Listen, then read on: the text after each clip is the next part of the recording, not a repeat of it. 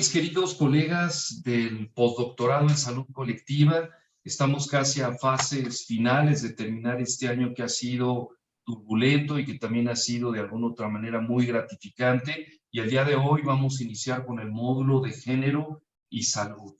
Agradezco a todos su presencia en todas las latitudes, a nuestros compañeros de Argentina, Colombia, Italia, México, y a todos los demás países que también intervienen de manera directa e indirecta, como Chile, Brasil, Centroamérica, Europa, África y todos los demás que intervienen. Pues agradezco y estamos de manteles largos. ¿Y por qué lo digo? Porque tenemos a dos grandes investigadoras y compañeras que he tenido oportunidad de estar con ellas y trabajar de manera directa en sus diferentes actividades, y que yo doy fe completa aquí como individuo de la lucha que han tenido tan encarnizada en esta área tan complicada del género, y que siguen y prosiguen trabajando. Una de ellas me refiero a la doctora Elisa Berta Velázquez Rodríguez. Ella les platico un poco. Ella es doctora en filosofía, maestra en enseñanza superior, maestra en teoría psicoanalítica, psicoanalista clínica e investigadora en las áreas de educación superior, psicoanálisis, género, filosofía y salud social. Y también actualmente es fundadora y directora del Centro Multidisciplinario de Género y Salud Social. Ella es una gran persona, gran investigadora y líder del área en el género y salud. Es que para mí es un gusto el presentarla y agradecerle mucho el que estés con nosotros. Te dejo en presencia de nuestros queridos compañeros del postdoctor. Siéntete en tu casa como siempre, y también ustedes, compañeros, siéntanse en toda la confianza plena de disfrutar esta conferencia que nos va a presentar nuestra querida doctora Elisa Velázquez. Un abrazo, Eli. Gracias. Buenos días.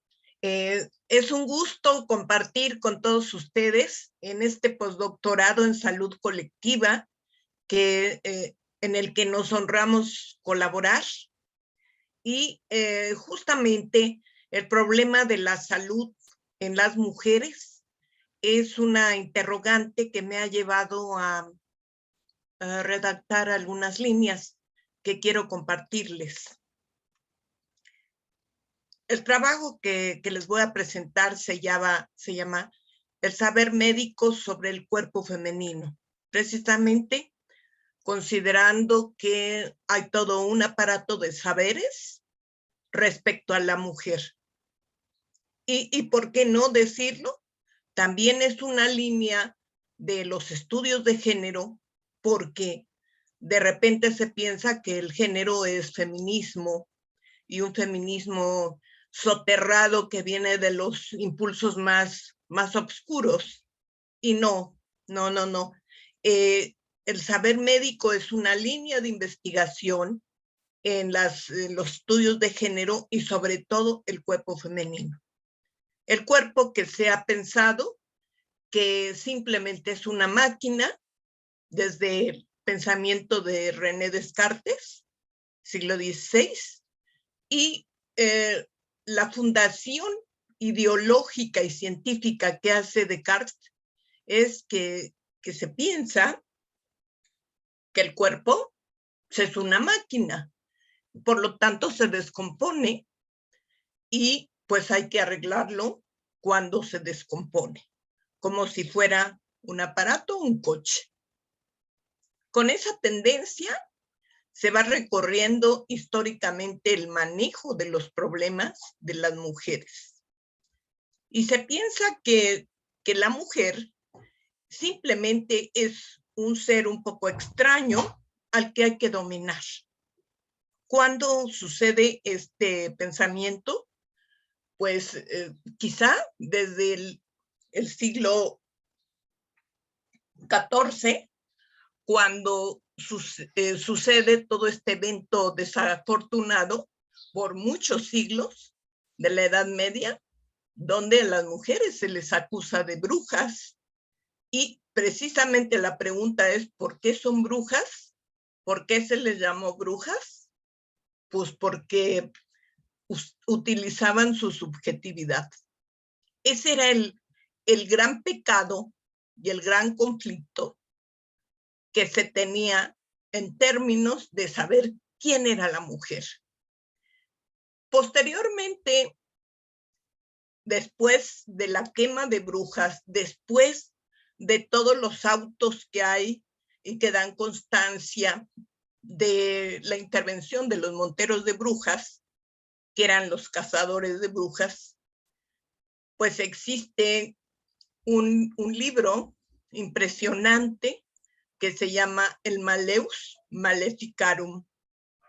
En él se explica por qué se detiene a las brujas, por qué se les persigue.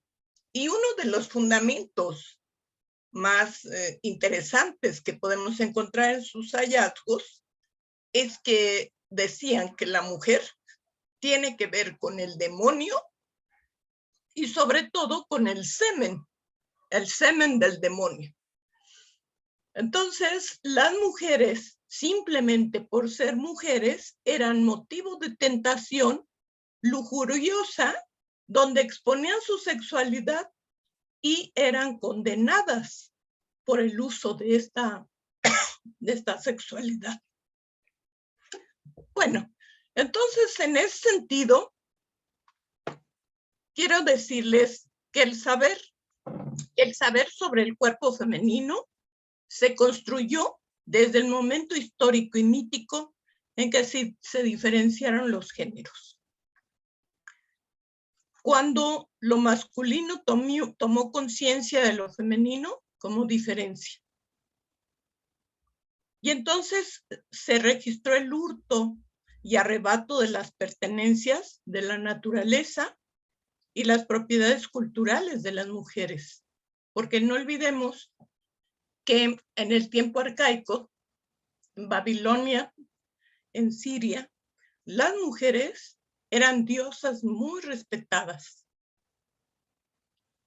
Y no solo sabían de encontrar saludes colectivas, no solo sabían de bebedizos y preparados que efectivamente provocaban la cura de ciertas enfermedades.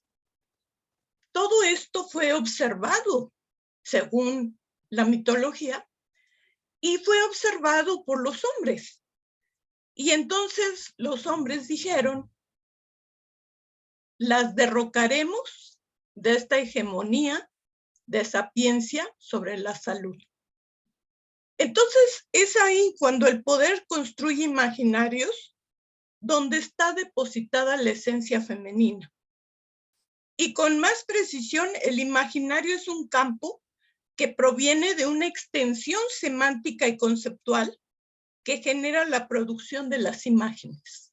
Es decir, desde un sentido y desde un concepto se etiqueta a las mujeres diciendo la imagen que ellas tienen que proyectar siempre será de sometimiento y de aceptación acerca de la conceptualización de su salud, cosa que ocurre a partir de ese momento. Y entonces los imaginarios se construyen ya como políticas instauradas. Más adelante serán políticas públicas. Y el hecho es que el saber sobre el cuerpo femenino construye significados para las mujeres. Saberes convertidos en micropoderes de la ciencia, la política y la moral, que fueron investidos con absoluta verdad. A partir de ese momento, se dio por hecho que el cuerpo femenino era muy proclive a enfermarse. ¿De qué se enfermaba? Bueno, pues de menstruación.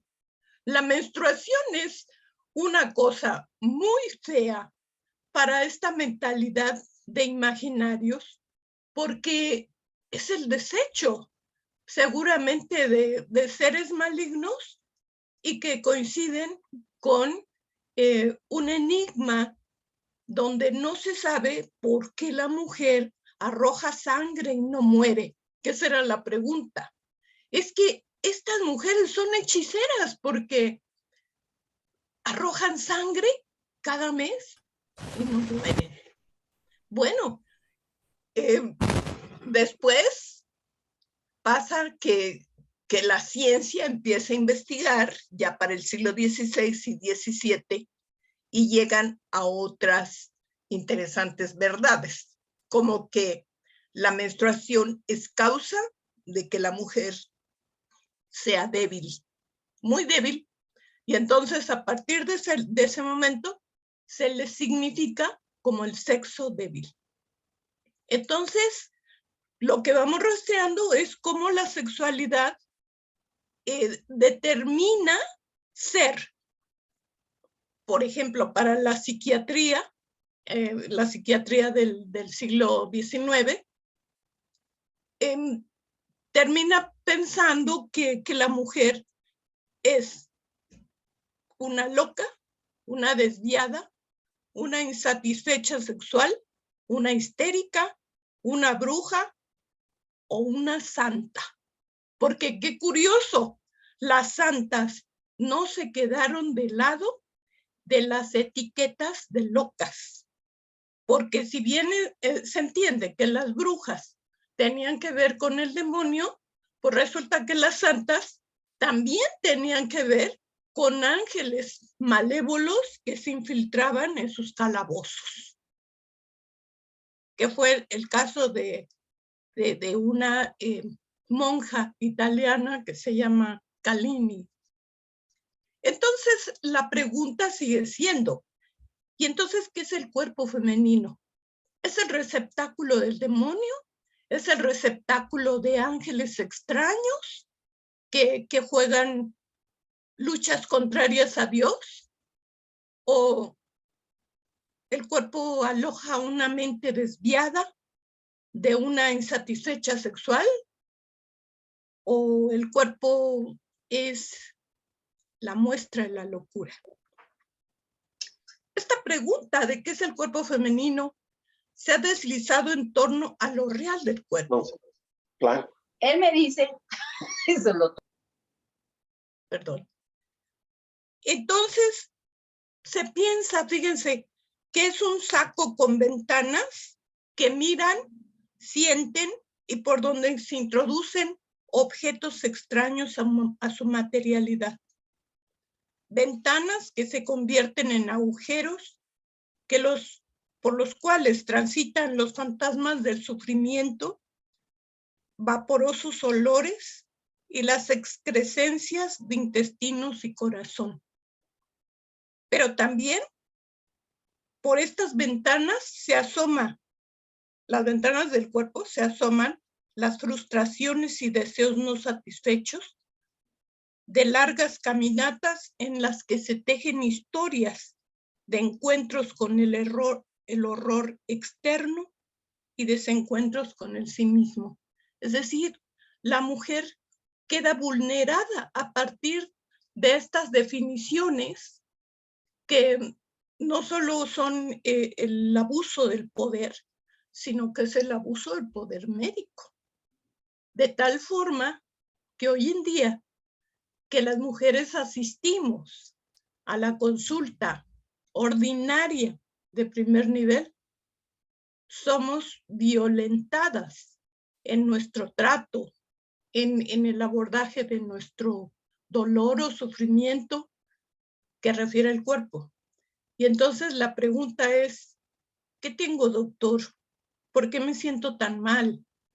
Y entonces la respuesta es, tómese estas pastillas, este procedimiento, haga lo que yo digo y estará bien.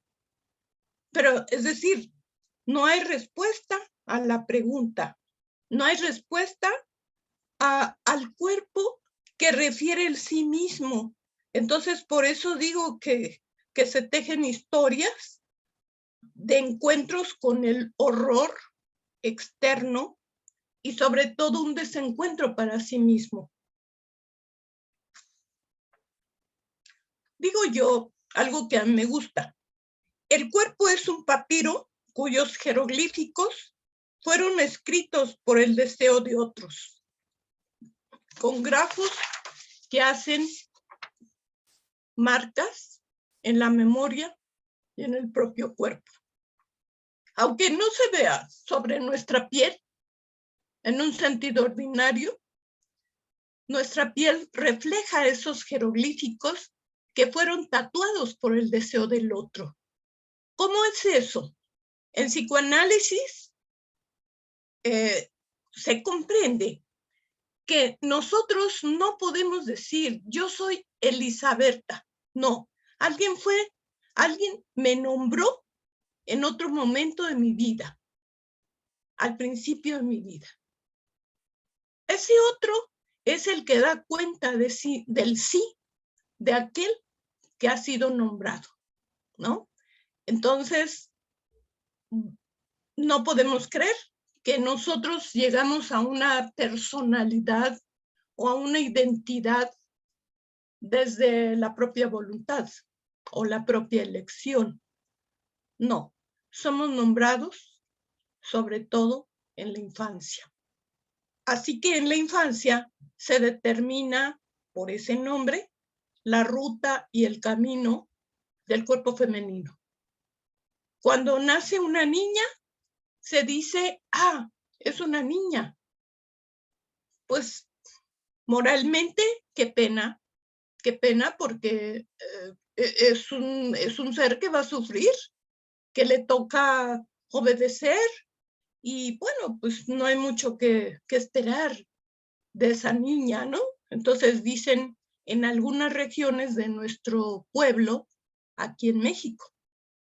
Entonces, cuando nace un niño, dicen, es un niño, y todo el mundo festeja, y el papá va e invita no solo los puros, sino las borracheras, ¿no? Pero cuando una niña nace, todo es triste, es muy oscuro. Entonces, las rutas que va cobrando el cuerpo dentro del género, dentro de la política de género que hay en un discurso, es que está determinada el sufrimiento. Y el sufrimiento empieza con sus enfermedades. Por eso, la psiquiatría del siglo XIX lo que va planteando es que la mujer es un oscuro tabernáculo de fuerzas extrañas que de repente se asoman como locura. Y esa locura puede ser, hoy la traducimos, se llama depresión. Hoy se llama bulimia, anorexia, adicción. Y por nombrar cosas más severas, esquizofrenia. Entonces, ¿cómo las mujeres llegamos a padecer de todo esto, no? Pues los médicos que están aquí, que son mis colegas, dirán, bueno, es que si la persona se enferma hay que curarla. Si la persona está padeciendo, pues hay que hacer algunos rituales para recobrar su salud. Rituales que tienen que ver con los saberes más especializados, ¿no? Pero la pregunta es, ¿y las mujeres qué sentimos? ¿Cómo sufrimos nuestro sufrimiento patriarcal? ¿Cómo tenemos que colocarnos en el lugar de la loca para ser merecedora por lo menos de la mirada? Porque no hay que olvidar que la mujer ha sido relegada históricamente y por lo tanto ha sido olvidada. Entonces el olvido de la mujer ha dado lugar justamente para que se le nombre, pero desde un determinado modo, que es, necesitamos programas de salud femenina, dicen los discursos de los políticos, y se abren centros de salud y se abren nuevos programas para la atención de la salud femenina, que se le pone un signo de igual y quiere decir salud gineco-obstétrica. Nada más. Como si la mujer, volvemos a lo mismo, solo es ese cuerpo que hay que curar, porque es un cuerpo indómito que tiene extrañas fuerzas, que vienen quién sabe de dónde, seguramente por la memoria del siglo XIV, donde tuvo que ver con el semen del diablo. Pero el hecho es que hoy en día ese cuerpo, bajo la lógica del poder psiquiátrico, pues entonces hay que quitarle la locura y hay que quitarla de la cercanía con el demonio. Para eso debe ser muy disciplinada y seguir los lineamientos del médico para que su cuerpo se componga, porque es un cuerpo averiado, es una mente averiada. Y además, desde aquel encuadre que les decía de René Descartes, se piensa que el cuerpo y la mente son diferentes. No están conciliados. Incluso, vean, yo atiendo pacientes porque doy consulta de psicoanálisis y una ocasión llegó una paciente, tenía muchísima ansiedad, llevaba un cuadro delicado a nivel de su subjetividad, de sus emociones, y tenía además algunos síntomas de un flujo que estaba padeciendo. La derivé con el ginecólogo, con un ginecólogo que conozco, y ella llegó y le platicó lo que tenía, le recetó obviamente cosas para ese flujo, para ese malestar, y le dijo, doctor, es que yo estoy padeciendo una situación muy difícil con mi esposo, me estoy sintiendo muy mal, estoy deprimida, y el ginecólogo le contestó, eso a mí no me interesa, eso consúltelo con otra persona, porque aquí únicamente yo voy a atender su problema ginecológico.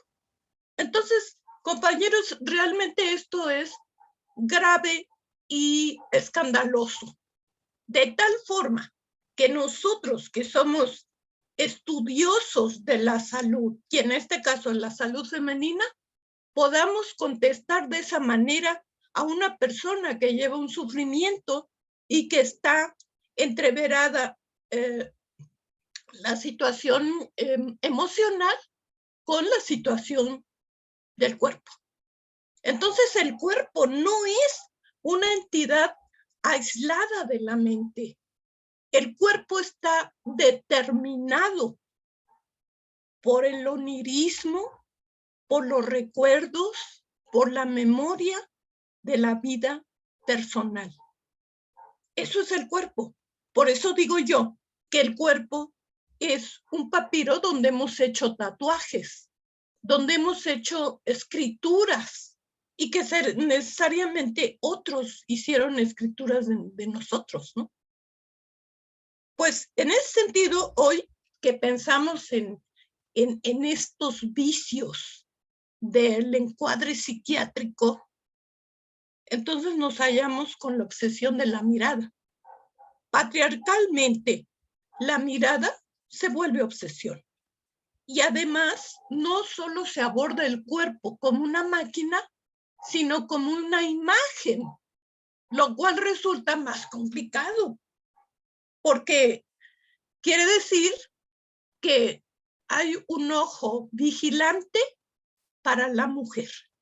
Llámese en la escuela, llámese en la iglesia, llámese en la vida cotidiana de los mercados, la mujer es definida como aquel ser que puede producir todo el orden doméstico, que puede edificar una familia, que puede cuidarla, que tiene obligación de cuidar a sus hijos para toda la vida, que tiene que sacrificar su vida por sus hijos y por su marido y por todos los miembros de la familia.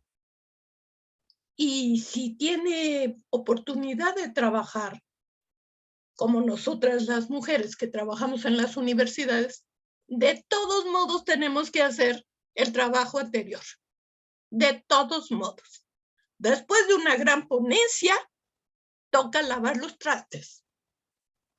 Después de un gran congreso en el extranjero, hay que llegar a ver si se lavó la ropa. Entonces, ¿por qué razón tenemos que cubrir un montón de necesidades que se podrían negociar en cuanto a la distribución económica que hay en un hogar? Pues no ocurre. Y no ocurre porque la mujer también se llena de culpa. Y el propio sistema patriarcal, mediante los encuadres de la psiquiatría, digo yo, entonces terminan siendo la obsesión de la mirada de un otro que no se ve. ¿Quién es ese otro que no se ve? Es el poder. Y el poder de un discurso que dice, a ver, tú serás muy doctora, pero tú tienes que lavar el patio. Porque pues eso, ¿qué? Ese es tu trabajo, porque tú eres mujer. Entonces, antes de doctora, antes de maestra, antes de científica, tú eres mujer. Y mujer con un cuerpo. Y tu cuerpo tiene que someterse a estos encadenamientos del discurso médico. Entonces, no te vais a enfermar porque aquí es muy importante que estés saludable para que puedas cumplir con las tareas que se te asignan. Entonces, la mujer de repente se enferma desde una gripa hasta cosas más complejas y se detiene 2 horas a cuidarse y después se tiene que volver a su trabajo. Tiene una gripe, tiene temperatura, sí, pero tomo un paracetamol y me pongo a lavar los trastes. Tomo un paracetamol y ya estoy lista para ir a hacer las compras del diario. Entonces, esto se llama culpa. Y la culpa es algo que también se construye sobre el cuerpo y sobre la vida y el sentido de una mujer. Entonces, por razones culpígenas, hay que lavar los trastes. Cuando lavar los trastes sería simplemente una necesidad de orden en una casa, pero que lo puede hacer cualquier otro. Entonces, el hecho de que las mujeres tengamos que ocupar el lugar de las todólogas, las que resuelven todo, no es que seamos superdotadas, no es que somos culpígenas, nada más. Entonces, cuando nos quitemos de la culpa, en ese momento, la mirada obsesiva que nos coloca dentro de un discurso, en ese momento me parece que se puede estallar. Se puede estallar el propio discurso. Pero mientras el discurso no estalle, la salud de la mujer se ocupa del cuerpo. No se ocupa de la mente. Y la mente será estudiada por los psiquiatras que son expertos en decir cómo es nuestra locura. Y resulta que nuestra locura es un modo de ser. Miren, ahora, por ejemplo, en psicoanálisis, ya no estamos de acuerdo en etiquetar psicopatológicamente al paciente. Porque en el ámbito de los psicólogos hay una obsesión para decir, Oye, tú tienes una histérica, sí, y tú tienes un neurótico obsesivo, sí, ¿y cómo son? No, bueno, sí.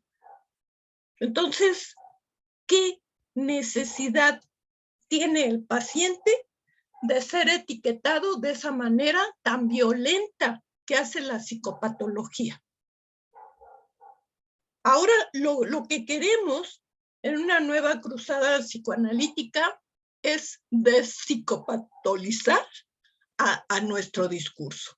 Y entonces pensar que el sujeto únicamente tiene estructuras, el paciente tiene estructuras, pero no tienen que ser psicopatológicas. Porque la psicopatología es precisamente el lugar donde se alojan todas las definiciones descalificantes desde el poder médico, descalificantes a las mujeres. Es que tengo una maníaca depresiva. Es que no, bueno, ya tiene datos de delirio psicótico. Dices, bueno, pues entonces parece que hay una diversión y un placer un poco perverso al estar nombrando psicopatológicamente a la gente. ¿Cuándo? El abordaje tendría que ser desde el lado como lo plantea otras corrientes, por ejemplo, el propio Jaspers, que dice, el paciente es un ser que siente y que además cruza un episodio de dolor, tanto corporal como emocional. Y el hecho de que seamos médicos colectivos no nos exime del deber profesional de abordar al sujeto integralmente. La mujer tendría que ser totalmente abordada como un ser humano, no como un cuerpo máquina, no como una bruja, como una sedienta sexualmente. No, su sexualidad es inherente al cuerpo, igual que el hombre. Pero la sexualidad no puede ser motivo de delito o de pecado. La sexualidad es lo nuestro y no se refiere simplemente a la cuestión de un acto sexual, de una vagina y un pene, no. La sexualidad es una energía biopsíquica que está presente en nosotros. Entonces vean que el atravesar el problema del cuerpo femenino nos lleva a tantos recovecos donde podemos disfrutar de los testimonios que hay, justamente de las brujas, la santa, los demonios, que son una de las premisas de las que yo parto para hablar del cuerpo femenino. En concreto, me parece que en nuestra práctica clínica de todos y todas, tendríamos que abordar a la mujer como una persona, no como un cuerpo máquina y menos como una definición psicopatológica. El cuerpo es, sí, la carta de presentación de la persona. Sus modos de vestir, sus modos de caminar, sus modos de comer, de bañarse, de dormir, de morir. Eso es el cuerpo. Entonces, ¿por qué no pensar que la mujer puede llegar a disfrutar de una educación holística donde la muerte sea algo, parte de la vida, como lo es siempre? Nos duele mucho culturalmente, pero es parte de la vida. Entonces, si bien reina el instinto de muerte que consigue llevar al yo a la nada, pues antes de eso creo que estamos los especialistas para escuchar a nuestro paciente, para escuchar a nuestra mujer que está junto a nosotras siempre y a nosotros. Bueno, de mi parte es todo lo que quiero exponerles. Y si hay posibilidades, doctor Donovan, pues contestar algunas preguntas. No, pues agradezco muchísimo tu presentación y disertación. La verdad que nos abres muchos panoramas en ese sentido en torno a la salud colectiva que definitivamente tenemos que trabajar desde varias posturas. Y por aquí hay algunos compañeros que quieren iniciar con la rueda de preguntas y tengo por aquí una por parte de Rafa de Jesús Toesca. Dice, ¿hablas por ahí, Rafa? Sí. Si gustas, puedes prender tu cámara, ¿eh? ¿O quieres que la diga yo o tú la dices, como tú gustes, ¿eh? Hola, profesor. Si quiere, usted puede hacerla, no hay problema. Gracias. Ah, mira, Rafa Toesca. Nos dice, me gustaría conocer la postura de la doctora acerca del rol de la mujer frente al cuidado. Claro.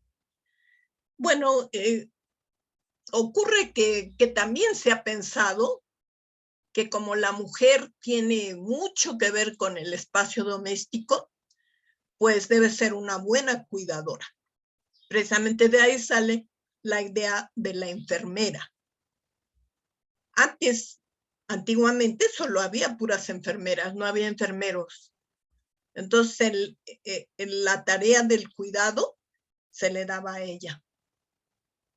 Y hoy en día, bueno, vemos movimientos de los trabajadores de salud, donde hay enfermeros, hay enfermeras, hay cuidadores especializados para pacientes delicados, para pacientes de la tercera edad, en fin, ¿no?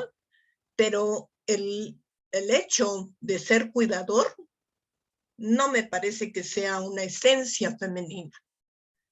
El cuidador o la cuidadora también es producto de una educación médica, de una salud, de una educación de salud colectiva. Muchas gracias, doctora. ¿Alguien más que quiera participar aprovechando a la ponente, mis queridos colegas, puede hacer uso del micrófono? Miren, ya tenemos aquí uno a Fabio Manuel Sí. Serra. Adelante, Fabio. Muchas gracias. Yo creo que es muy interesante todo el discurso hecho por la profesora Elisa Velázquez, porque frente a todo hemos visto el curso de la historia. Yo soy un historiador, por lo tanto creo que es muy relevante todo el discurso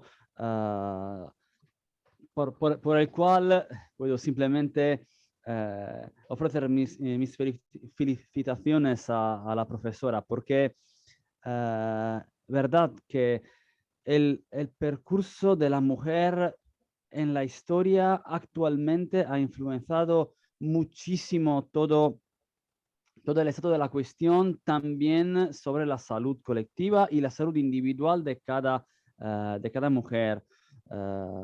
Y también, sí, es verdadero, todo el sufrimiento de las mujeres antes la Inquisición, especialmente, como recordaba la profesora, el Malleus Maleficarum y todos los otros instrumentos utilizados para limitar, para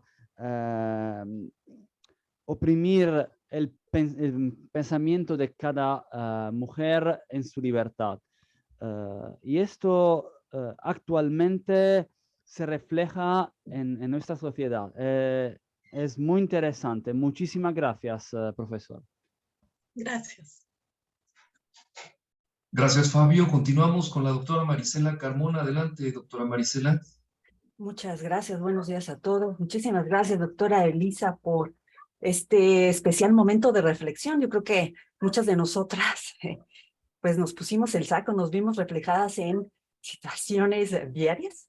Bien lo decía, somos doctoras, pero nos están esperando los trastes, el desayuno y muchísimas otras actividades más. No nos libramos de ello, ¿no? Y bueno, para no repetir tanto de lo que usted nos ha regalado esta mañana, me gustaría preguntarle, obviamente, forma de atender a la mujer ha sido construido bajo el esquema de este poder que perpetúa el control sobre la mujer y sobre su cuerpo. Pregunta, ¿el cuerpo del hombre también es de alguna manera violentado o o también será que nos hemos enfocado tanto en la acentuada vulnerabilidad de la mujer que hemos olvidado que también en el otro género hay sufrimiento, hay etiquetas y hay un ejercicio del poder y también en el espacio de salud? Claro, gracias, doctora Carmona. Bueno, en realidad lo que vamos encontrando es que el micropoder, como lo explica Michel Foucault, es una rejilla, una ventana por donde se instrumenta un ojo vigilante. Y esto ocurre en todos los rincones de la sociedad. Por lo tanto, el hombre también está observado, pero el hombre no tiene tanta persecución como la mujer, porque el hombre, pues sí, es un cuerpo que también se enferma, pero que el hombre es más fácil de integrarlo a los parámetros de lo normal, ¿no?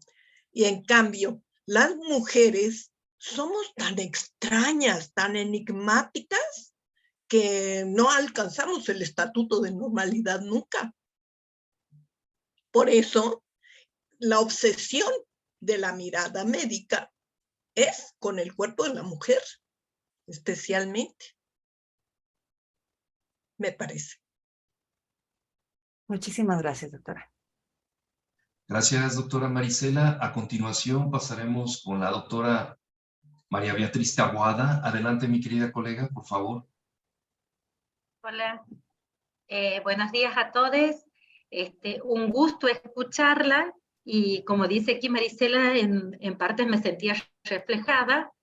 Creo que la lucha es de las mujeres. Si hablamos de una cuestión de género, es nuestra la lucha.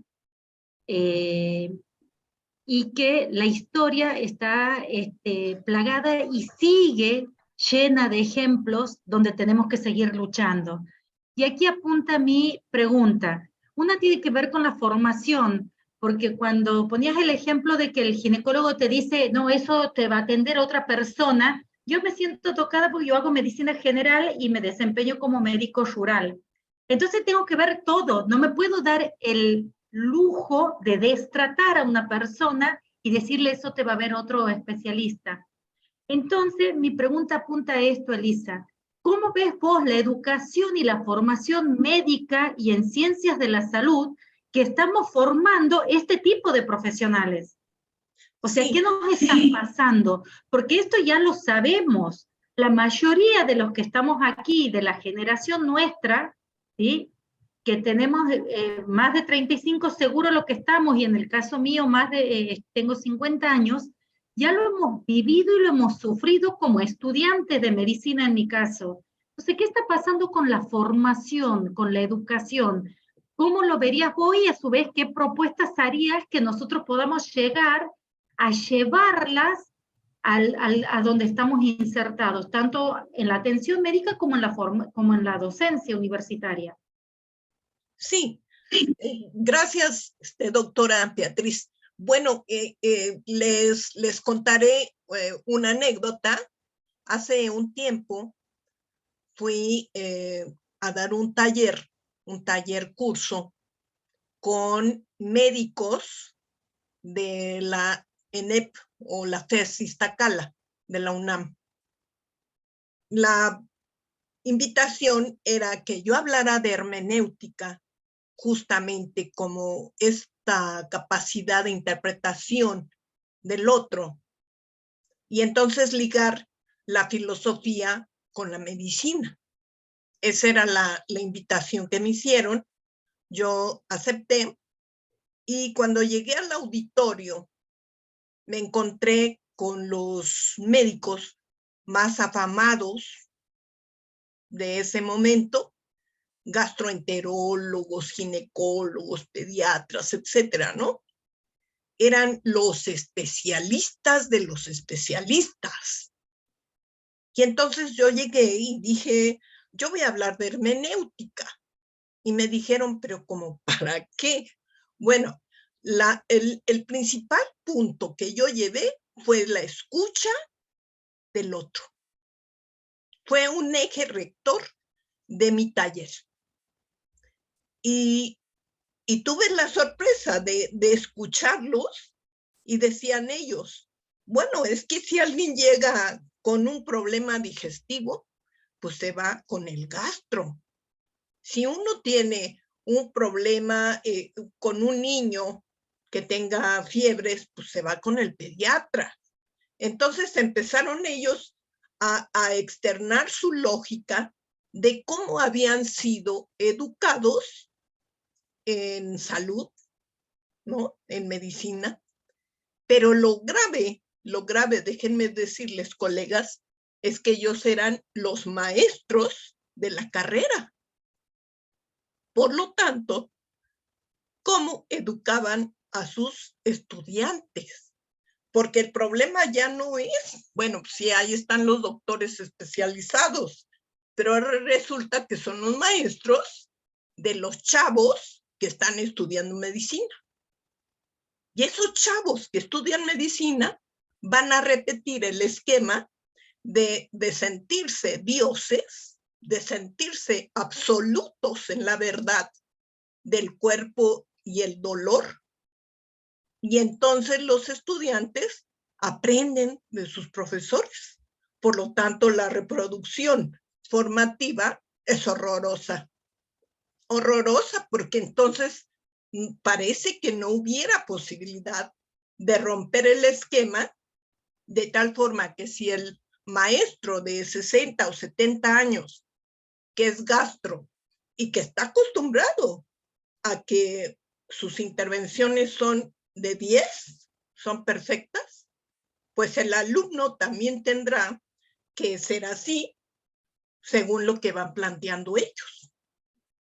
El curso taller terminó favorablemente, por lo menos los sensibilicé de que trabajaban con personas y que sus estudiantes tendrían que aprender a tratar con personas utilizando la escucha, la interpretación y sobre todo la tolerancia, que eran los 3 ejes rectores de la hermenéutica de la que yo estaba hablando. Entonces ahora, doctora, que tú me preguntas, ¿cómo podemos hacer? Pues es que sencillamente la hermenéutica para eso sirve, para instaurarla en cualquier campo del saber con el fin de sensibilizar que no somos todos, que no hacemos monólogos en el universo, que estamos junto a otras personas. Bueno.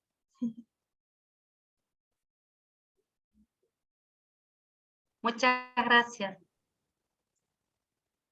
Sí. Muchas gracias. Continuamos con nuestra querida colega Suyay. Adelante, mi querida colega. Hola, buenos días, ¿cómo les va? Bueno, leyendo todas las preguntas y escuchando todo lo que compartió Elisa, se me venían como muchas ideas. Voy a tratar de ser lo más ordenada para llegar a la pregunta que quiero hacer.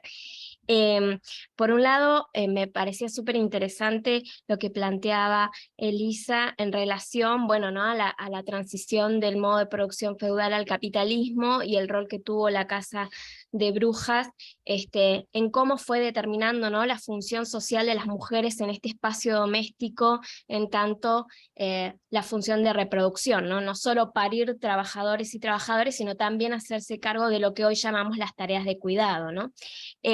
Y cómo esto se traduce en los programas de salud actualmente, lo que Elisa planteaba, ¿no? Hoy por hoy encontramos programas de salud sexual y reproductiva, ¿no? Y si uno pudiera ser mal pensada como soy, diría, bueno, ¿por qué el foco está puesto ahí? Bueno, el Estado como el garante de que se cumpla esa función de reproducción, ¿no? Eso Federici lo trabaja súper interesante en Calibán y la bruja, y en cómo incluso la irrupción del médico, ¿no? Y desplaza, ¿no?, el rol también que ocupaban las mujeres, las parteras, ¿no?, en ese momento. Pensaba eso en relación también a cómo se abordan nuestros cuerpos desde esta mirada biologicista, y también pensaba en una anécdota. Tengo una amiga que estaba pasando por una situación de ansiedad generalizada muy severa. Su médica la deriva a una terapeuta, a un psicólogo, y cuando ella le cuenta que está transitando el cáncer de su pareja, que su marido había sido recientemente diagnosticado de cáncer, y que, bueno, ella de alguna manera creía que los problemas que tenía intestinales, porque para esto venía con mucha complicación intestinal, tenían que ver, ¿no?, con todo este cuadro, y la psicóloga le dijo, no tiene absolutamente nada que ver tu salud intestinal con lo que vos estás atravesando y tu ansiedad, ¿no? Y yo me acuerdo de que casi me da un ataque, esta idea de pensarnos de manera disociada, que todavía está vigente, y que también la podemos rastrear, ¿no?, en esta idea del cuerpo-máquina desde la modernidad capitalista, esta idea de la mirada, del poder, ¿no?, de este ojo que todo lo ve, y los mandatos sociales, y cómo esto impacta en nuestra sobrecarga mental como mujeres, en este doble, triple jornada laboral. Lo quería pensar de alguna manera en diálogo con otras formas de desigualdad, como la de clase. Recién Juan planteaba la interseccionalidad, yo me dedico a estudiar el caso de mujeres indígenas, ¿no?, que también son cuerpos racializados, empobrecidos, y que vemos por ahí ciertas problemáticas que no son atendidas o no son tenidas en cuenta, ¿no? Como es el caso de los suicidios. ¿Qué pasa con los suicidios de mujeres indígenas que ni siquiera tenemos estadísticas, ¿no?, ni hablar de femicidios? Eso sería otro tema. Y recién también una compañera planteaba, ¿no?, si la medicina en América Latina siglo XX estaba asociada a la idea de brujería, ¿no?, la concepción que tenía Manuela, creo que preguntaba. Y en el caso que yo estudio, que es en Argentina, en el siglo XIX, también, ¿no?, se forjó el Estado argentino y se produjo una casa de brujas con los procesos de conquista, por ejemplo en el caso de la mal llamada conquista del desierto, ¿no?, y que sigue colocando a las mujeres indígenas, en este caso, en este lugar, e incluso su cultura y su cosmología vista todavía hoy como brujería, ¿no?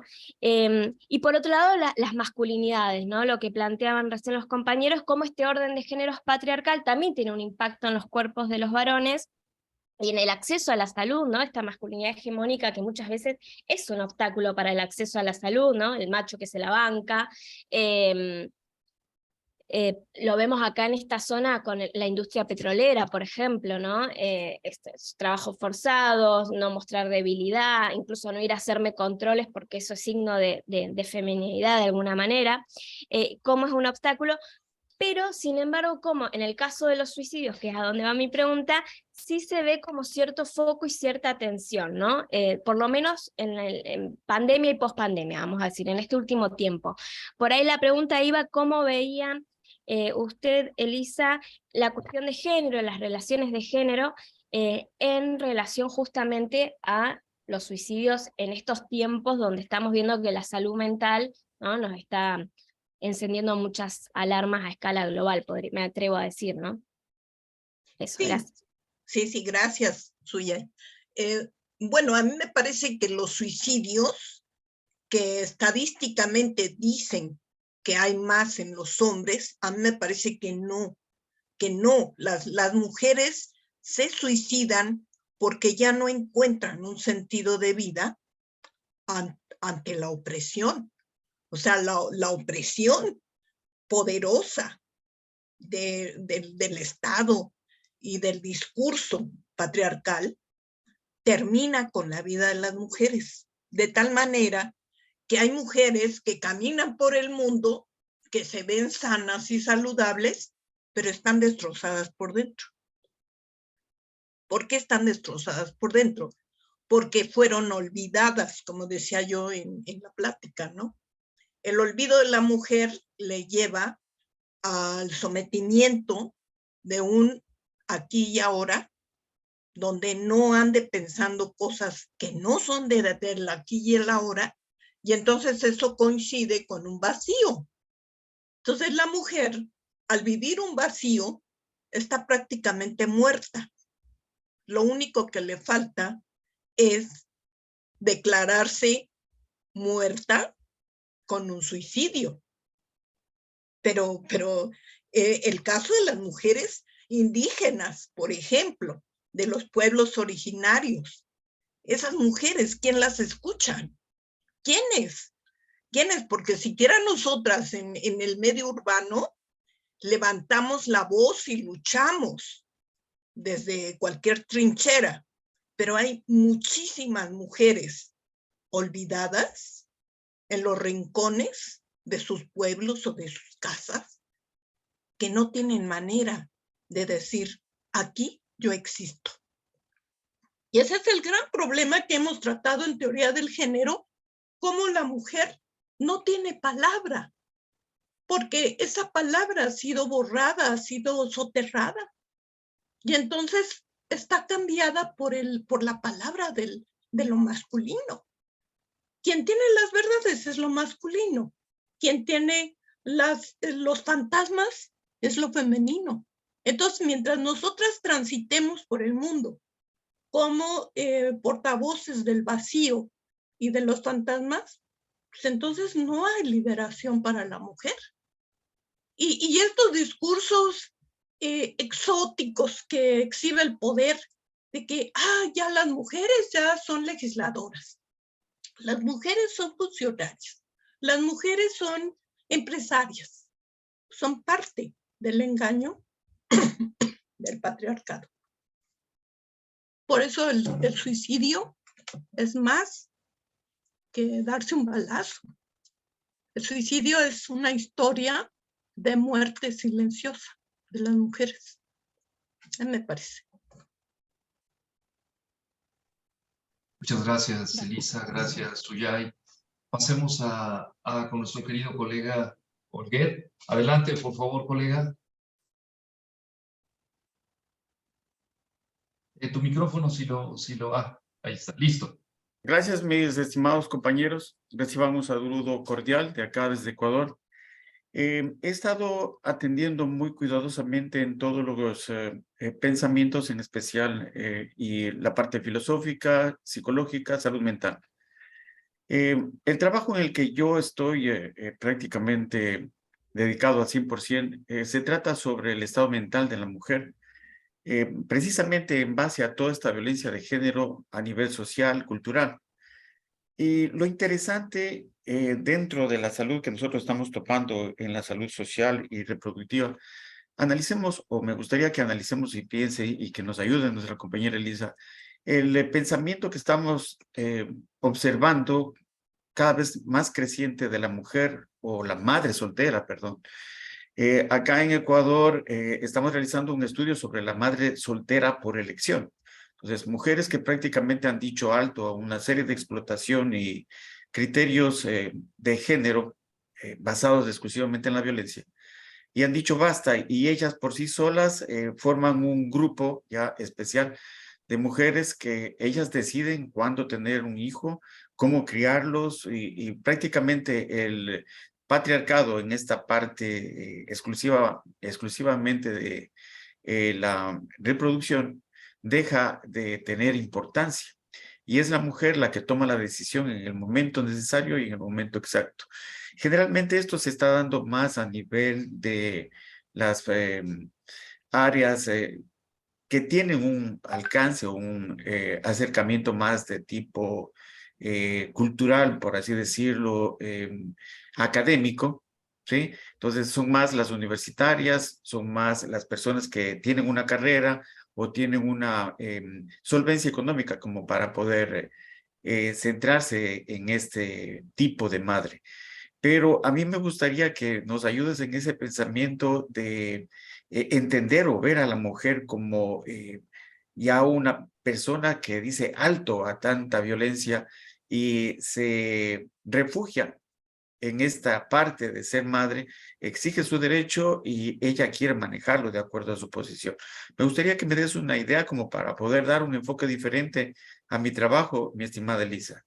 Sí, cómo no, colega, muchas gracias. Pues mira, yo creo que hay ciertos sectores, efectivamente, aquí en México, de chicas que deciden no tener pareja. Una pareja constituida, estable, pero algunas quieren ser madres, efectivamente. Se embarazan y entonces transgreden el esquema freudiano del Edipo, donde mamá, papá y hijo o hija. Pero esa triada ya no se respeta en estos tiempos, ya no es importante, porque precisamente tanta opresión y tanta violencia sobre la mujer históricamente le llevó a tomar la decisión de romper el esquema triangular y de ella constituirse como padre-madre. Al ser padre-madre, freudianamente diríamos eso es una perversión. Sí, pero también me parece que es una necesidad cultural e histórica. Y además es legítima, donde la mujer diga, bueno, es que yo no estoy dispuesta a que me siga violentando mi marido y entonces yo me separo y crío a mis hijos. Los cría, entonces a veces tienen 2, 5 y son capaces de mantenerlos y de educarlos y hasta de darles carrera, ¿no? Conozco varios casos acá. Entonces la pregunta es, ¿por qué la mujer tomó esa decisión? Que diríamos, bueno, una decisión fuerte porque primero rompió el principio universal de la madre, el padre y el hijo. Lo rompió. Y ante esa transgresión instauró otra forma de vida que es la madre fuerte económicamente, la madre fuerte emocionalmente y la madre como un pilar social. Entonces, ese tipo de mujeres ahora tenemos. Pero también te puedo decir que no en todos los lugares. Acá, por ejemplo, en las sierras de Oaxaca, de Guerrero, ¿no? Que es lugares donde hay mujeres más vulneradas, la mujer no puede comer a la hora de sentarse a la mesa hasta que los hombres terminen de comer. Entonces, las mujeres dicen, bueno, pues tendremos mucha hambre, pero primero hay que servir. Y se sirven las mesas y son las horas, porque los señores hacen sobremesa, y una vez que se han levantado de la mesa, ellas se pueden sentar. Entonces, esto ocurre hoy. Entonces, tampoco hay una conciencia de una clase, digamos, regular, que diga, todas las mujeres van a ser insurrectas, van a transgredir, y además ya vieron que se posicionan y sí pueden hacerlo. No necesariamente. Yo te diría, antropológicamente hay un montonal de diversidades, de escenas sociales, culturales, y en México no siempre, ¿no? Claro que conozco otros sectores, los universitarios, donde las chicas dicen, yo no me voy a casar, ni voy a tener hijos, porque además esa es otra, ¿no? La mujer que no quiere tener hijos, no le da la gana. Y dicen, y ellas afirman, y somos felices, porque no necesitamos de la maternidad para ser mujeres. Que esa es otra línea muy interesante en teoría del género, ¿no? Porque efectivamente la maternidad también es algo impuesto para las mujeres. Es una imposición patriarcal. Una cosa es el deseo de tener un hijo por un deseo, simplemente un deseo inconsciente, y otra cosa es la imposición patriarcal de que como eres mujer vas a tener hijos. No, ahora hemos visto que las chicas se rebelan y proceden de las universidades y dicen, no quiero tener hijos. Y no tienen. Y conozco mucha gente, muchas chicas y ahora mujeres que no tienen hijos. Y son profesionistas, trabajan, qué sé yo, viajan y la pasan muy bien. Entonces, ves que hace rato yo hablaba de la culpa. Entonces, el mismo hecho de la culpa te lleva a ser madre, porque tú cumples culturalmente para todos, diciendo, yo ya cumplí, ya hice mi cometido, soy mamá. Y eso termina siendo un trofeo, ¿no? Tengo aquí mi trofeo llamado hijo. Y eso es lo que tendremos que erradicar, esta forma de ver la maternidad como un triunfo.